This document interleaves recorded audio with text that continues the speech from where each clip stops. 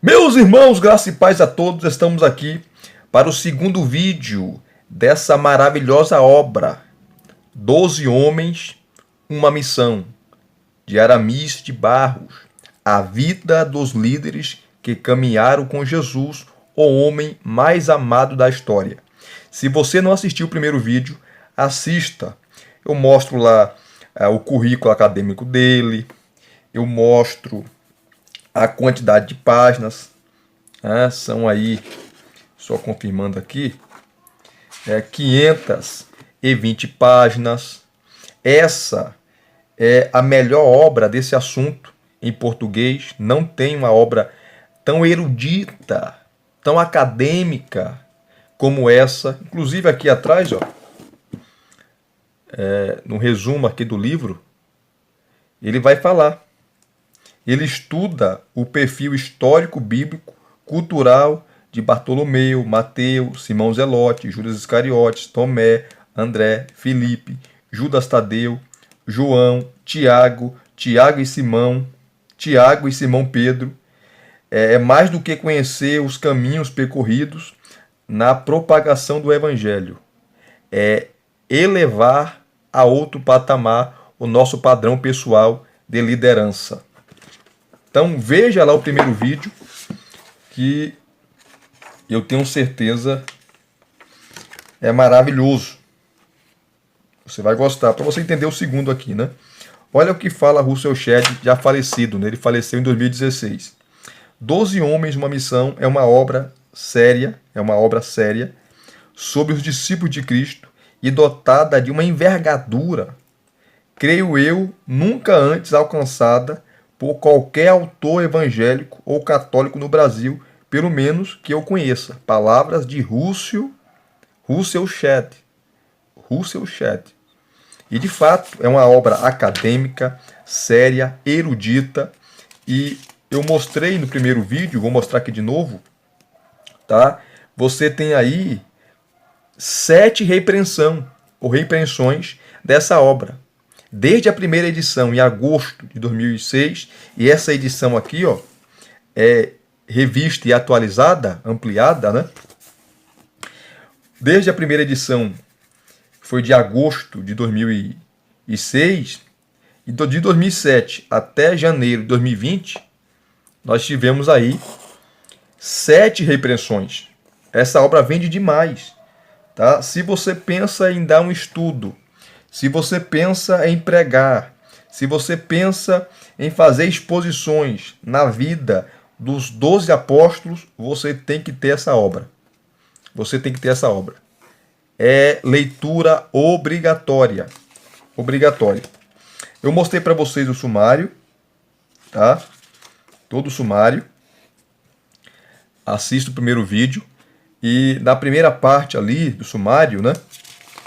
Ele vai mostrar, vai dar uma introdução muito boa sobre o contexto histórico e cultural, social também, do Novo Testamento. Ele trabalha esse contexto. Depois de trabalhar esse contexto, eu mostrei lá no primeiro vídeo, ele vai trabalhar a vida dos apóstolos. E eu mostrei um pouco também lá para vocês sobre Bartolomeu. Que Bartolomeu é o mesmo Natanael. O nome dele era Natanael Bartolomeu. Na verdade, Bartolomeu não é nome, né? Porque Bar é filho. Lomeu é Talmai. Então, Natanael, filho de Talmai. Assim como Bar Jonas, filho de Jonas. Assim também como Bartimeu, filho de Timeu. Não é o nome, mas está mostrando de quem ele é filho. Nesse caso, Natanael, filho de Talmai. Tá? Aí Mateus e por aí vai. E nesse segundo vídeo eu vou mostrar outros detalhes de outros apóstolos. Apóstolos que não é tão conhecido, tá? Não é tão conhecido. Vamos pegar aqui Mateus, tá? O apóstolo Mateus. Está na página 109. Volto aqui a falar, reiterar, assista o primeiro vídeo, para você entender o segundo. O que eu falei no primeiro, eu não vou falar aqui nesse segundo vídeo. E ele sempre começa com texto bíblico, que é a vida de Mateus, o segundo apóstolo que ele vai comentar, vai falar. Partindo Jesus dali, viu sentado na coletoria um homem chamado Mateus e disse-lhe: segue-me. E ele, levantando-se, o seguiu. Mateus capítulo 9, versículo 9. Mateus era publicano, coletor de impostos, cobrador de impostos, que o cobrador de impostos era odiado pelos judeus, porque trabalhava para o império, na qual também eles odiavam, que era Roma. Tá? Então aqui ele começa dizendo assim, ó: embora o autor patrístico Eusébio de Cesareia, que escreveu aquela famosa obra, né, História Eclesiástica, aponte uma origem síria para Mateus, é mais seguro crer que a importante Cafarnaum, também residência de Simão Pedro e André, na costa setentrional do mar da Galileia, seja o berço do famoso coletor de impostos que se tornou discípulo de Cristo.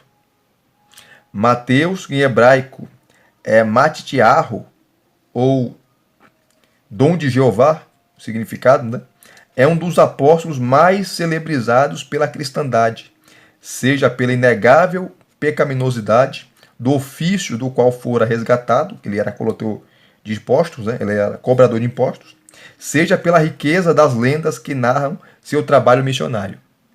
Curiosamente, ao descreverem o episódio da vocação de Mateus, os evangelistas Marcos e Lucas preferem denominá-lo de Levi. Era comum as pessoas naquela época ter mais de um nome, né? Assim como Pedro. Você tem o nome dele Cefa, você tem Simão, você tem Pedro. Curiosamente, ao descreverem o episódio da vocação de Mateus, os evangelistas Marcos e Lucas preferem denominá-lo de Levi. Mas, ao apresentarem a lista com a menção dos 12, chamam-no Mateus. Aqui você tem os capítulos e os versículos, né, de Lucas e Mateus. Ou melhor, de Lucas e Marcos. Não estabelecendo, entretanto, qualquer relação direta entre ambos os nomes. Algumas propostas surgiram para tentar elucidar essa evidente discrepância. A primeira delas, e talvez a menos recomendável, sugere que, ao focalizarem a convocação cristã de Mateus, tanto Marcos quanto Lucas tinham em mente dar primazia à tribo de origem do ex-coletor de impostos, em detrimento de seu primeiro nome. Outros autores preferem a ideia de que Levi era, na verdade, seu nome original e Mateus apenas uma alcunha apostólica dada a ele, possivelmente pelo próprio Cristo. Assim, Marcos e Lucas teriam citado o primeiro nome do discípulo quando de sua vocação e o segundo ao apresentarem o rol já definido dos futuros apóstolos. Alegam com razão os que defendem essa hipótese que outros discípulos também eram conhecidos por mais de um nome. Uma proposta interessante, porém, procede de R.V.G. Tasker, perito na biografia do apóstolo e autor de Mateus, introdução e comentário, aquela série o comentário de Bolinhas, né, a série Cultura Bíblica. Tasker sugere que a troca pelos evangelistas Marcos e Lucas do nome Mateus por Levi no episódio da coletoria e a menção do primeiro na lista dos 12 é uma tentativa de ambos autores dissociarem o nome do apóstolo de sua antiga e tão estigmatizada profissão. Observe que, ao contrário daqueles, o próprio evangelista Mateus apresenta-se com o mesmo nome nessas duas situações bíblicas. Veja aqui o texto. A opinião de Tasker é reforçada ainda pelo fato de que as listas apostólicas de Marcos e Lucas, ao contrário da redigida por Mateus, suprimem a descrição do apóstolo como o cobrador de impostos. Mateus ou Levi é apresentado na Bíblia como o filho de Alfeu, o nome que descreve de forma semelhante o pai dos apóstolos Tiago Menor. Tá? Depois ele vai explicar, quando ele trabalhar o apóstolo Tiago, né? Tiago Menor, aqui os textos. Em função disso, alguns eruditos sugerem uma relação de consanguinidade com sanguinidade, com sanguinidade entre ambos os discípulos, como ocorre com os filhos de Zebedeu, Tiago maior e João, e com aqueles de Jonas, Simão Pedro e André. Essa ideia, entretanto, carece de maior fundamentação bíblica, visto especialmente o silêncio de todos os evangelistas a esse respeito. Então, Mateus, ele não era irmão de Tiago menor, ou primo, ou parente, porque a Bíblia não fala. O fato de ambos ter, o pai de ambos ter o mesmo nome, né, Alfeu, não significa que era a mesma pessoa. Que Alfeu também era um nome comum naquela época, né? Cadê? Alfeu, o grego Alpaios, é um dos muitos e típicos nomes helênicos adotados por judeus durante o século I. Então era um nome comum. Autoridades no assunto, como Westcott e Hort, sugere que o termo pode ser derivado de um nome original aramaico. Entretanto, o termo não aparece nas páginas do Antigo Testamento, o que, sem dúvida, enfraquece a hipótese. Então veja, ele começa a discorrer primeiro no aspecto do nome, né, do camarada, do seu chamado, enfim, por aí vai. Sendo ou não um pai de ambos os apóstolos, o incógnito Alfeu é também identificado por biblicistas mais ousados como com o oficial Clopas, esposo de Maria, mãe de Tiago menor, que está em Marcos 16:1. E uma das mulheres piedosas que seguiam a Jesus. Que não se confunda esse Clopas com o discípulo Cleopas, que desponta no episódio do caminho de Emaús. São diferentes. Não é a mesma pessoa.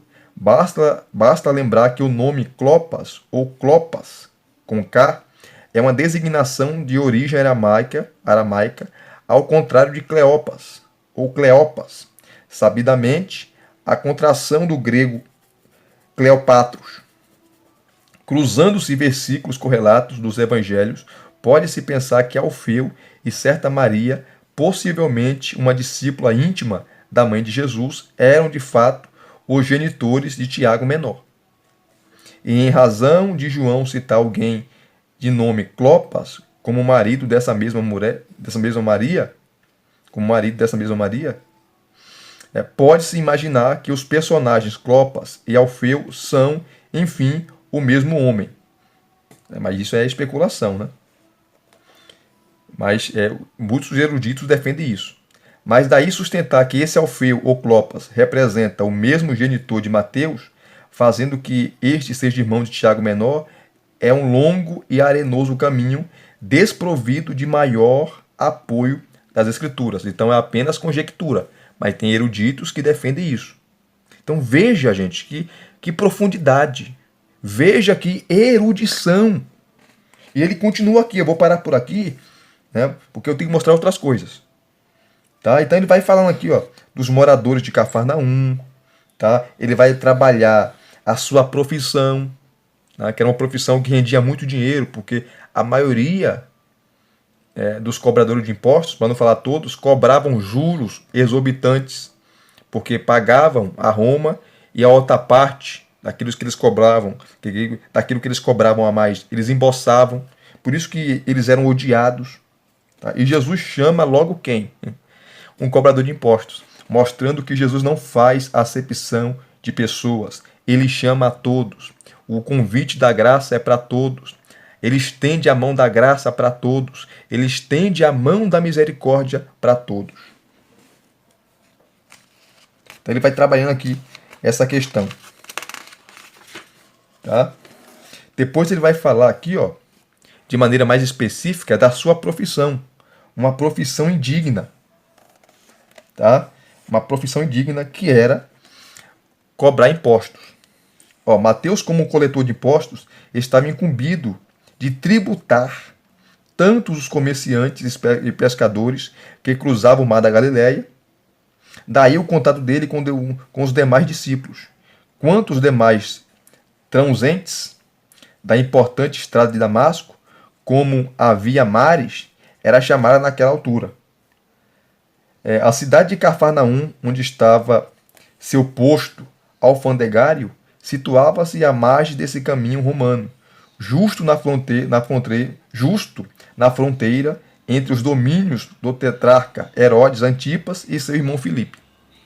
Essa situação limítrofe entre os dois territórios perdurou até o ano 39 d.C., com o banimento de Antipas.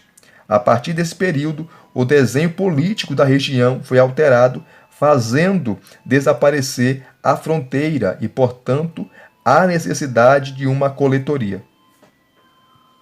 Aí ele traz aqui o contexto histórico, tá? Sobre essa questão de cobrar impostos. Cita aqui um dicionário que nós não temos em português, né? Que é o dicionário bíblico Smith. Como eu falei em alguns reviews, tem muitas obras, gente, acadêmicas, excelentes, que nunca serão traduzidas, né, para o português. E se serão, demorará, porque são caras para traduzir. E também o preço delas serão muito caras. Então as editoras não investem, não correm esse risco, porque traduz a obra, gasta muito dinheiro com a tradução e não vende. Não vende devido ao preço. O preço é muito alto. Os impostos também, e por aí vai. Tá? E nesse dicionário aqui, dicionário bíblico de Will Smith, ele cita aqui a polêmica do tema, né, em relação ali aos impostos. Ele fala assim, ó, a pressão imposta pela tributação romana, ainda que não absolutamente mais pesada que a dos demais conquistadores, os outros impérios que passaram, né, foi provavelmente a mais irritante, visto ser tanto mais meticulosa quanto sistemática, ou seja, uma marca distintiva de servidão. A conquista de Jerusalém por Pompeu, general romano, né, foi imediatamente seguida de uma imposição tributária que em pouco tempo arrecadou dos recursos do Estado a soma de 10.000 talentos. Quando a Judéia formalmente se tornou uma província romana, todo o sistema financeiro do império incidiu sobre ela como uma consequência natural. Os impostos começaram a ser sistematicamente arrecadados e seus coletores surgiram com uma nova maldição sobre o país, que eles eram corruptos, né? Cobravam além da conta. Aqui ele continua explicando, né, em relação aos impostos, que o imposto é normal, gente, cobrar. Nós pagamos impostos. O negócio é juros abusivos, né? Que nesses aí que está a fraude, o roubo, a manipulação, a corrupção nos juros abusivos. Ele explica aqui. Vai falar sobre o imposto no templo. Jesus pagou imposto, né? Ele era um cidadão, ele era homem. Então ele vai explicando aqui os detalhes dessa profissão, cobrar impostos, né? Que Mateus exercia. Isso aqui é excelente. Depois ele vai tratar sua capacitação em relação íntima com o dinheiro, porque os cobradores de impostos trabalhavam com dinheiro, trabalhavam com money, trabalhavam com cash. Tá? Ele explica aqui, deixa eu correr por causa do tempo, que eu tenho que mostrar mais uma coisa para vocês aqui, para vocês. Depois, ó, ele vai detalhar, maravilhosa, de forma maravilhosa. Depois ele vai falar sobre Mateus visto pelas lendas na tradição medieval. Aqui já ele trabalha aqui com a tradição da igreja, que a Bíblia não trata, né? Mas com a tradição, para onde ele foi, aonde ele evangelizou, aonde ele morreu, foi martirizado e por aí vai. Vai citar obras e assim sucessivamente. O que a tradição fala sobre ele? Depois, o que a tradição fala da sua morte, a morte de Mateus? Aí ele vai falar assim, ó, Heracleon, citado por Clemente de Alexandria, afirma que Mateus expirou em idade avançada e de morte natural. Contudo, como já foi dito, trata-se de um testemunho solitário e contra o qual pesam muitas outras narrativas antigas. Não é só uma, são várias, né? Para as quais o apóstolo teria tido um fim de carreira coroado pelo martírio. Anna Jameson, em seu livro, né, Arte Sacra e Legendária, resume assim o assunto. São Mateus permaneceu 23 anos no Egito e Etiópia. Disse que teria aparecido no 90º ano da era cristã, sob o reinado de Domiciano, não se sabendo ao certo quais as circunstâncias que envolveram sua morte. De acordo com lendas gregas, Mateus teria morrido pacificamente, embora a tradição da Igreja Oriental diga que o apóstolo sofreu martírio por lança ou espada. Então, é uma lenda, né? É uma conjectura da história, é a tradição, é a tradição, mas nós não sabemos o que aconteceu com ele. Depois ele vai falar aqui, ó, a tradição e as novas descobertas sobre os restos mortais de Mateus. Ele vai falar aqui, tá? Acabando aqui, ele vai pegar aqui o Simão Zelote, tá? Vamos ver aqui rapidamente Simão Zelote. Aí ele vai citar aqui, ó, Simão Zelote pregou a Cristo ao longo da Mauritânia e da África Menor. Isso aqui é a tradição da igreja. Foi por fim crucificado, dilacerado e enterrado na Britânia. Doroteu, bispo de Tiro, no ano 303 depois de Cristo. 303 depois de Cristo. Simão Zelote. Simão Zelote figura entre os discípulos sobre cuja biografia pouco ou quase nada se sabe, ademais das especulações lendárias e das suposições traçadas pela tradição cristã, dezenas ou mesmo centenas de anos após sua morte. Não obstante o silêncio do Novo Testamento sobre seus feitos como apóstolo, os relatos subsequentes deixaram alguns rastros que podem esclarecer, pelo menos em parte, suas jornadas missionárias no período pós-bíblico. Existem, como veremos a seguir, outros aspectos enigmáticos a serem desvendados acerca desse discípulo, antes de nos ocuparmos com suas prováveis ações missionárias, né? Que a história da igreja narra, a tradição da igreja, né? Ó, Simão, Shimon, ou variante Simeão, significa originalmente ouvindo, seu nome, ou aquele que ouve. O nome era muito comum entre os judeus da antiguidade, tanto quanto o é no presente. Prova disso são os diversos personagens com esse nome que encontramos nas páginas do Novo Testamento. Então, o Aramis de Bauer fez uma pesquisa, gente, exaustiva. Por isso que é a melhor obra. Não é à toa que Russell Shedd recomenda. Olha só as pessoas que aparecem com esse nome. Você vai ter 1, 2, 3, 4, 5, 6, 7, 8, 9, 10, 11 pessoas com esse nome, né? Ó, Simão, o meu irmão de Jesus. Simão, meu irmão de Jesus. Aqui as passagens. Simão Cirineu, aquele que carregou a cruz. Simão o leproso. Simão o mago. Simão o cananeu, ou Pedro. Simão Barjonas, ou Pedro. Simão o fariseu. Simeão, certo ancião piedoso. Simeão, o nome na genealogia de Jesus. Simão, pai de Judas Iscariotes. Simeão, porque Simeão é a mesma coisa, né? Simeão, chamado Níger, profeta de Antioquia. Então, olha que maravilha. Aí ele começa aqui a obscura origem de Simão o Zelote. Lembrando que os Zelotes era um partido ali judaico, né? Radicais, que não concordavam com o governo de Roma. E foi por causa deles, os Zelotes, que o templo e a cidade de Jerusalém, no ano 70, foi destruída pelo general Tito. Que eles provocaram a rebelião, se rebelaram contra o império, se rebelaram contra Roma e foram massacrados. Não só eles, mas a cidade de Jerusalém e o templo também. Então aqui ele vai começar a falar da obscura origem de Simão Zelote. De onde ele veio, né? O que a história da igreja, o que a tradição da igreja fala sobre ele. Tá? Séculos depois da sua morte. Então ele vai trabalhar aqui. Tá? Eu não vou ler por causa do tempo, tá, gente? Mas ele vai trabalhar aqui citando obras, citando aqui Jerônimo, enfim. bem esmiuçado, é uma obra erudita, acadêmica, e a linguagem é fácil de você entender. Não é uma linguagem chata, aquela linguagem difícil de você entender. É uma linguagem maravilhosa.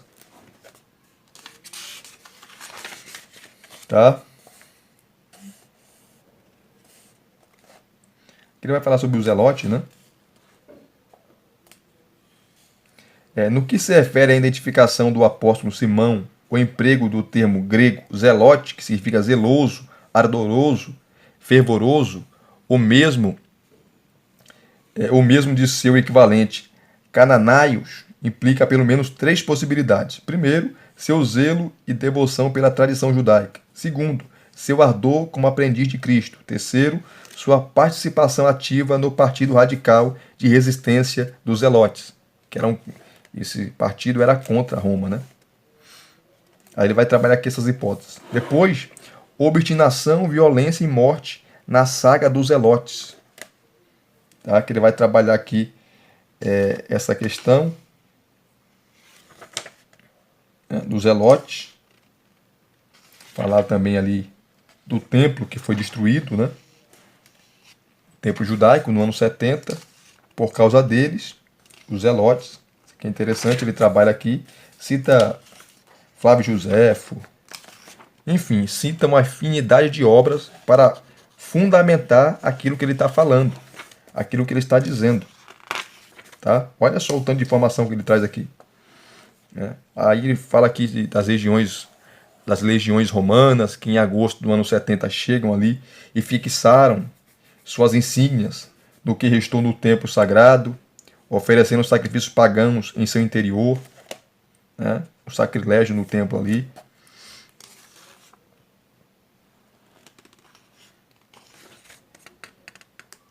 Olha o tanto de coisa que ele vai falar aqui. Depois, a tradicional missão às Ilhas Britânicas, segundo a lenda sobre esse apóstolo fala, que ele foi para lá pregar o evangelho. Ele trabalha essa questão aqui. E sempre citando, né, obras, autores, os pais da igreja, enfim. Olha tanto de coisa aqui. Meu Deus do céu, olha. Tratando desse assunto. Depois, as contradições acerca de sua morte. Ele morreu como? Então, ele vai falar aqui das contradições acerca de sua morte, que cada um fala uma coisa. Cada um fala alguma coisa. Fala uma coisa. Tá? Tá? Os restos mortais de Simão Zelote, aonde está? Aí ele trabalha mais uma vez sobre a tradição da Igreja Católica, que sustenta que as relíquias de Simão e a de Judas Tadeu estão depositadas juntas em uma das tumbas da Catedral de São Pedro e São Paulo em Roma. Tá? É o que diz a Igreja Católica Apostólica Romana. Acabando aqui, sobre Simão Zelote, ele vai falar de Judas Iscariotes. E sempre vai citar um texto. Nesse caso, ele vai citar aqui Mateus, capítulo 26, versículo 24, parte B, que diz assim: ai daquele por quem o Filho do Homem é traído. Bom seria para esse homem se não houvera nascido. Ou se não houvesse nascido. Né? Judas Iscariotes. Esse nome, Judas, significa louvor. É um nome lindo, maravilhoso. Mas ficou marcado, ficou carimbado. Ninguém coloca o nome de Judas no seu filho. Porque quando você fala que você chama alguém de Judas, você está chamando alguém de traidor, de falso. Tá? Então Judas ficou carimbado na história porque traiu Jesus. Inclusive, tem o dia de São Judas, né? Onde pega o boneco, coloca o nome de Judas e as pessoas no meio da rua batem do boneco, queimam o boneco, né? Rasgam o boneco, porque ele entregou o Filho de Deus. Né? Então ele vai trabalhar aqui a questão de Judas Iscariotes de maneira maravilhosa. E eu estarei falando, né, para vocês em um terceiro vídeo. Estarei fazendo um terceiro vídeo mostrando aí mais dois apóstolos, né? Como ele trabalha aí mais uns 2 ou 3 apóstolos. Estarei fazendo um terceiro vídeo dessa maravilhosa obra para vocês. E se vocês gostaram do terceiro vídeo, ou melhor, do segundo vídeo, porque ainda vou fazer o terceiro, deixe aqui os seus comentários, deixe o seu like, se inscreva no canal se você não é inscrito e acione o sininho para receberem todas as notificações. Graça e paz mais uma vez. Muito obrigado a todos. Até os próximos vídeos. Querendo Deus.